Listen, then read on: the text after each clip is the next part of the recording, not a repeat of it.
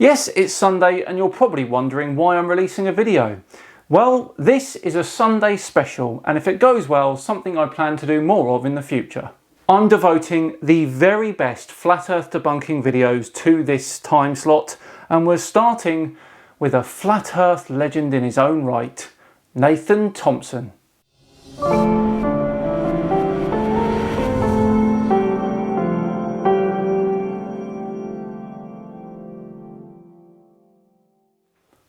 Hello all and welcome along to this Sunday special Flat Earth Friday with me, Simon Dan.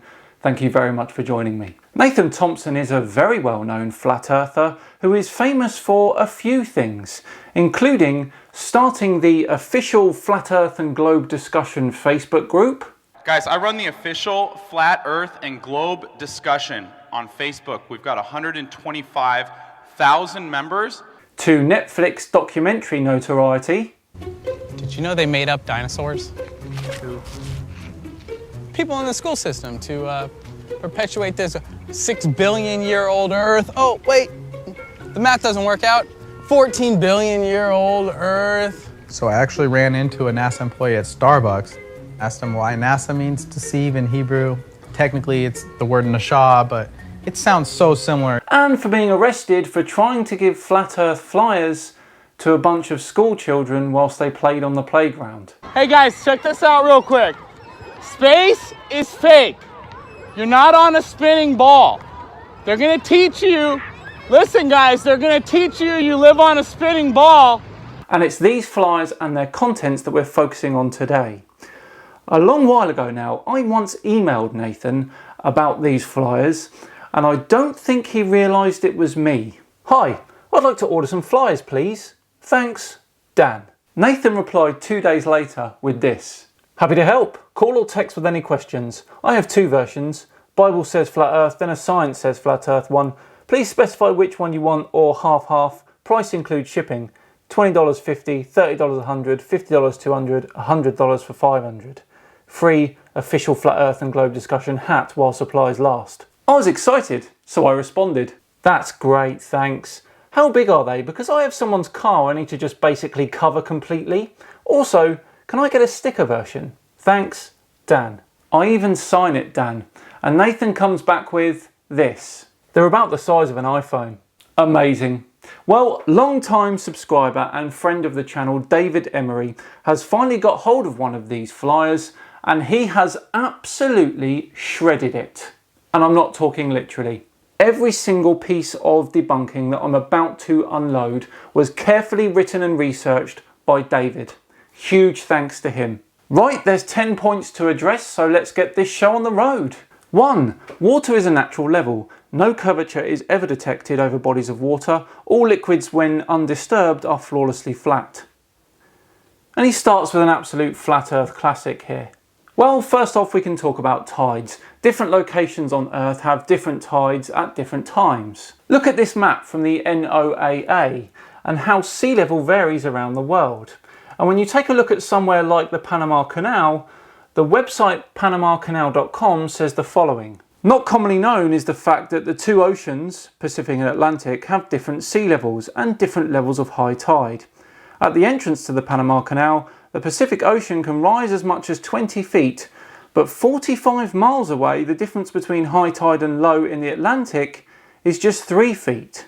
A very damning quote for Nathan's first point there. And finally, when we talk about water finding its own level, we're talking about water finding its gravitational equilibrium. That means the surface of any body of water will end up roughly the same distance from the centre of the Earth. Point 1, smashed. Okay, next up we have this one. 2. Airplane level flights. The FAA assumes a flat Earth when training pilots using their target generation facility. An airplane travelling 500 miles per hour would have to compensate for a drop of 2,777 feet every minute to maintain cruising altitude and not fly off into space. Another classic from the flat earthers here. Now, David was curious about this target generation facility and he found it online, saw that their manager had an email address and emailed him. And this was the response he got back. David, I very much appreciate you bringing this to my attention. At the very least, my FAA target generation facility does not train pilots. I will contact the FAA legal department for their recommendation. Thank you. So Nathan straight out lies for this point, it seems. And additionally, the flight simulator that this facility uses is the WGS-84 Earth model. A model which has its coordinate origin at the Earth's centre of mass with an error margin of less than 2 centimetres. Point 2 utterly ruined there by David. Okay, moving on to point 3, and the flyer says the following. 3. Science says it's stationary. Every scientific experiment has proven Earth is completely stationary. The sun, moon and stars move around polar centres above us. Research North Star, Michelson-Morley, Sagnac experiment, Aries failure. More nonsense from Nathan here. Now, David himself actually used SUNRAYS data from 19 different cities located around the Earth to work out that the linear of speed of the Earth at the equator is just over 1,000 miles per hour, and that it gets lower as expected as you move away from the equator and move towards the poles. Foucault's pendulum shows that the Earth rotates, and the latitude at the location can be calculated from the pattern that it makes. It works even at the equator and at the South Pole as well. But what about the experiments that Nathan has talked about? Well, Aries failure was an attempt by George Airy in 1871 to prove that there was an ether drag that caused the stellar aberration of light. He found no evidence of an ether, and that stellar aberration could only be caused by the Earth's revolution around the Sun. In 1887, Michelson-Morley proved that if the Earth is in motion, then ether could not exist. It neither proves motion or non-motion on its own. In 1913, Sagnac conducted an experiment where he rotated his interferometer. He discovered what we now call the Sagnac effect. This effect is used today in optical gyroscopes and cannot possibly be utilised had the ether theory been correct. And finally, the pole star. I have stated many times that the only geometric shape that exists where the pole star can be seen at a certain angle and that angle matches your latitude is a sphere. This is not going too well for Nathan, is it? On to point 4. 4. Horizon is always eye level. Not only is the horizon always flat to the observer, but it rises to eye level. High altitude amateur balloon footage without a fisheye or GoPro lens always shows a flat Earth. Eric Debay's first proof from his famous 200 proofs video is probably his worst one. There is a problem here for the flat earthers.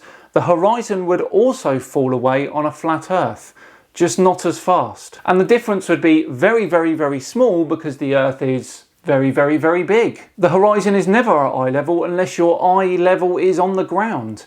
You simply cannot detect such small amounts of change with your eye alone. Okay, point 5 coming up. 5, we see too far. Mount Canigou in France is seen 175 miles away. According to the curvature formula of Earth, 8 inches per mile squared, the peak should be 3,000 feet below the horizon. Infrared is very revealing.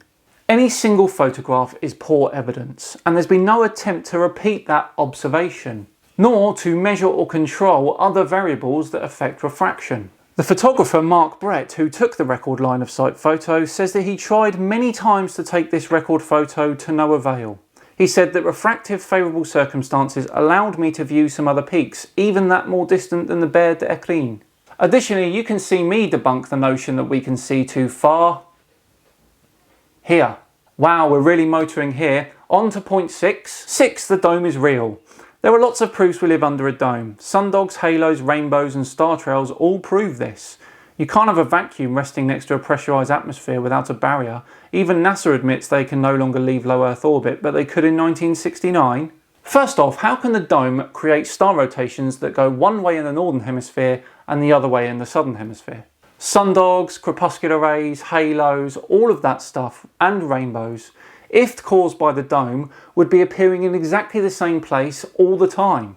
Double rainbows and full circle rainbows would be completely impossible. The atmosphere would not have a gradient pressure, as it does. In addition, the Kármán line marks the edge of the atmosphere at 100 kilometres, around 62 miles. If the dome is at 3,000 kilometres, then there must be 2,900 kilometres of vacuum between the atmosphere and your dome. Moving on to point 7. 7. Moonlight is cold. A laser thermometer proves moonlight is colder than in the shade. This fact indicates that the moon is not a reflector of the sun's light, but rather a light source in and of itself. David absolutely smashes this one. If you're going to reference the second law of thermodynamics in terms of this space is fake and it can't exist because of this natural law, then you absolutely have to understand that the second law of thermodynamics also means that you can't transfer cold light due to entropy. You can't have one without the other.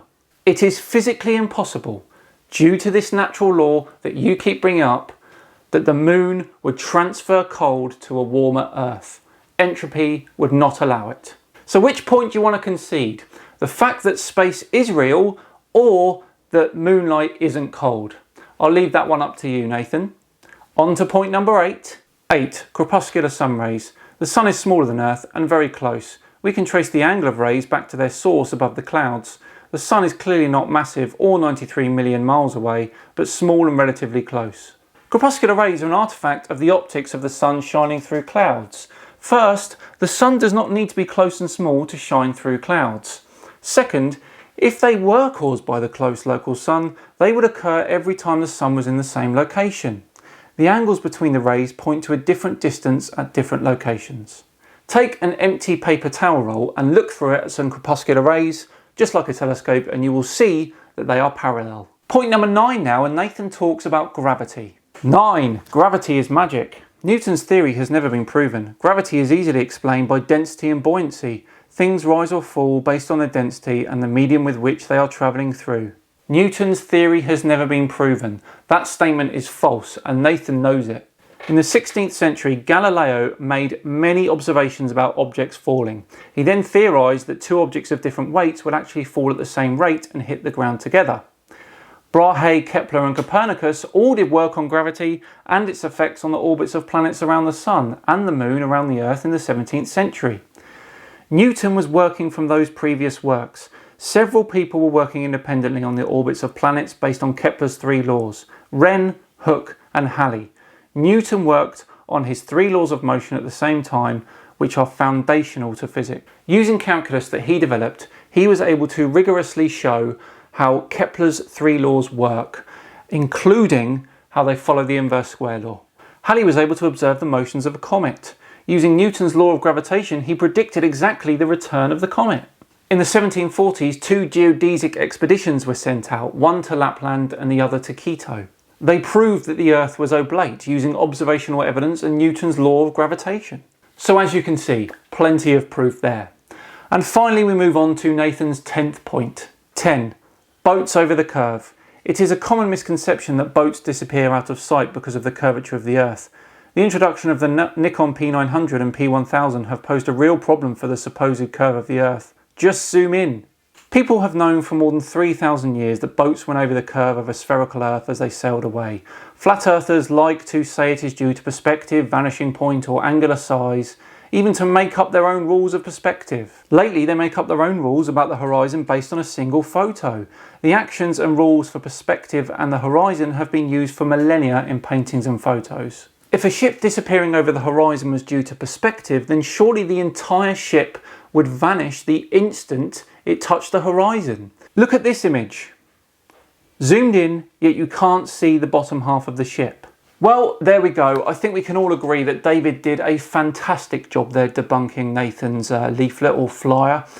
If you want to have a look at more of his work, I'll leave a link to his channel in the description below.